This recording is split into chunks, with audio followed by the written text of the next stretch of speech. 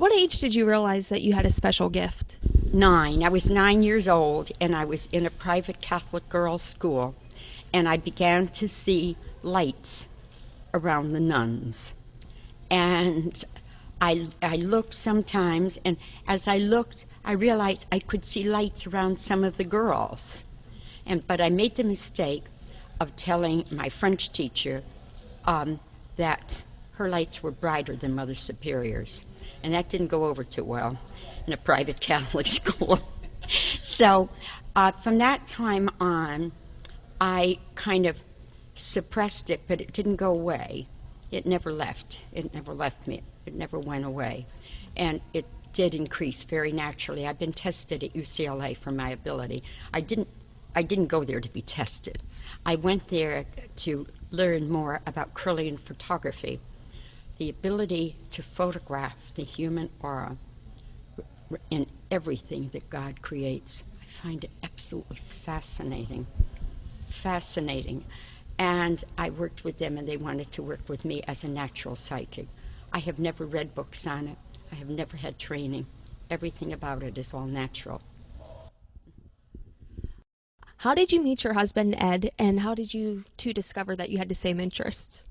Well, that was the continuation of your last question, because I only went out with one boy in my life, and that's the guy I married. I'd never been out on another date before or since. And so he was an usher in the theater, and a group of girls from church were going, it was in the summer, were going to the movies, and they invited me to go. And halfway there, they told me that they wanted to introduce me to this boy, and that wasn't really of interest to me. You know, my schooling, my religion, my family, they were all interests. But, you know, that wasn't of interest. I was 16 years old.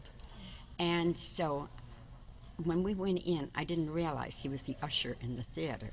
So I looked at him from his feet right up to his head. And I thought, what a clean-cut looking boy you are.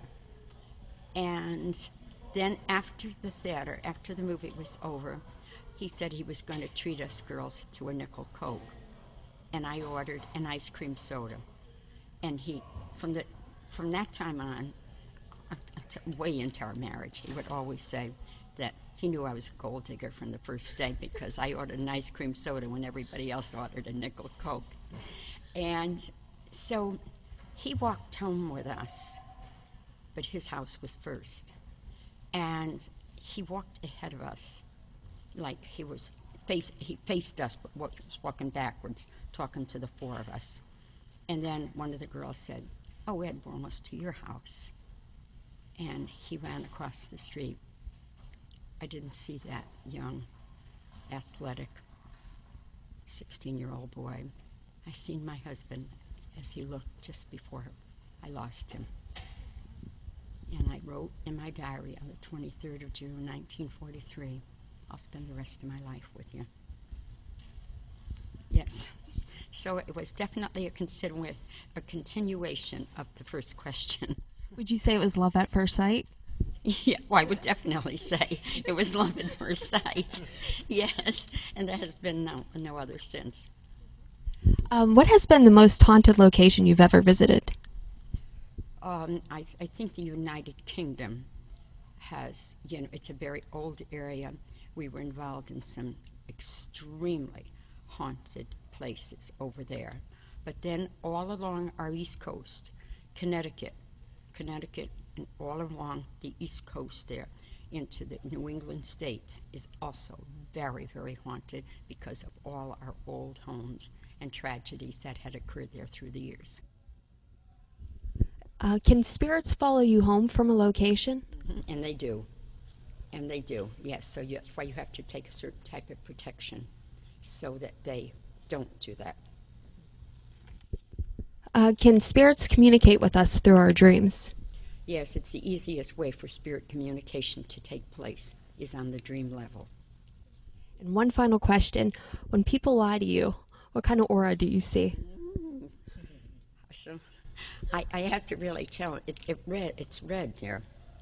It gets red. Certain levels are, but you know how people tell a lie and then compound the lie? Yes. Well, it gets redder and redder. Sometimes I insult them. Sometimes I don't.